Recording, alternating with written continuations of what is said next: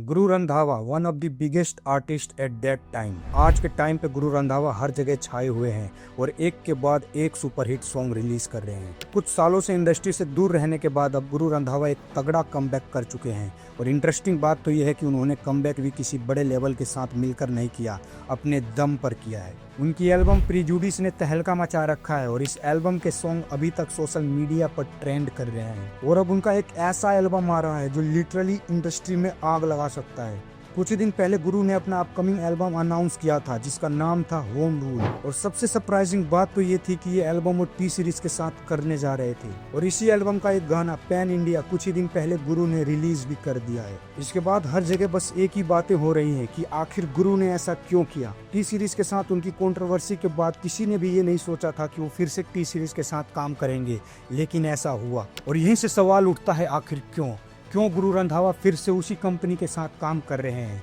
जिनके साथ कभी उनकी अनबन हुई थी। जब गुरु रंधावा पहले इंडिपेंडेंट सॉन्ग कर रहे थे तो वो वापस उसी कंपनी के साथ फिर से क्यों जुड़ गए? क्या गुरु रंधावा और टी सीरीज के बीच की पुरानी कंट्रोवर्सी अब खत्म हो चुकी है या फिर इसके पीछे एक बड़ी बिजनेस स्ट्रेटजी है? और क्या ये कमबैक उनके करियर का नया चैप्टर है या सिर्फ म्यूजिक इंडस्ट्री के प्रेशर का नतीजा? आज हम बिना किसी ड्रामा या कंफ्यूजन के सीधे साफ तरीके से समझेंगे कि आखिर गुरु रंधावा टी सीरीज के साथ फिर से क्यों काम कर रहे हैं और इसके पीछे की असली वजह क्या है। गुरु रंधावा को इंडस्ट्री में कमबैक किए हुए ज्यादा टाइम नहीं हुआ। अप्रॉक्स 5-6 महीने पहले गुरु रंधावा का एक एल्बम विदाउट प्रेजुडिस देखने को मिला जिसने इंडस्ट्री में धूम मचा रखा है और गुरु रंधावा के मल्टीपल सॉन्ग्स हर जगह वायरल हो रहे हैं और इसके पीछे किसी बड़ी कंपनी लेवल का हाथ नहीं है, ये उनकी खुद की मार्केटिंग स्ट्रेटेजी है और इसकी बात मैंने अपनी इस वीडियो में की है। इतने सारे सॉन्ग्स हिट देने के बाद और एक तगड़ा कमबैक करने के बाद उनके फैंस ने ये एक्सेप्ट कर लिया था कि अब गुरु को किसी बड़े म्यूजिक लेवल की जरूरत नहीं है, वो खुद के दम पर इंडस्ट्री में वायरल हो सकते हैं। और किसी ने ये नहीं सोचा था कि फिर से गुरु कभी टी सीरीज के साथ काम करेंगे,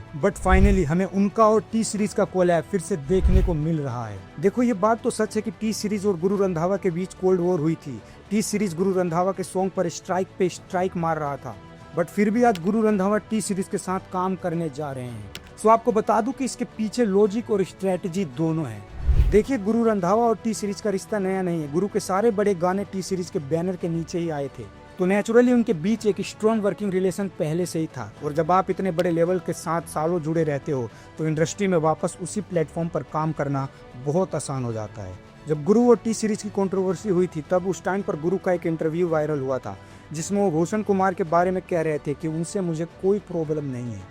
म्यूजिक कंपनी है उसकी वजह से आपको रोका जा रहा है? नहीं, देखो ऐसी चीजें जो मैं खुल के बताता हूँ। टी सीरीज के बारे में लिखा जा रहा था, आप इकलौते हो जो 9 साल तक लंबा उनके साथ आपने काम किया। मेरी बहुत ज्यादा ग्रोथ जो है और आगे आने वाले समय में भी उनके साथ काम कर रहा हूँ मैं, उनके साथ गाने कर रहा हूँ। मेरा जो रिलेशन है भूषण सर के साथ वो फ्रॉम डे 1 वैसा ही है जैसा आज है, वो उसमें कोई वैसी बात है। कुछ ही महीने पहले गुरु ने इंडिपेंडेंट सॉन्ग करना शुरू किया, बट इंडिया में आज भी इंडिपेंडेंट म्यूजिक उतना बड़ा नहीं है।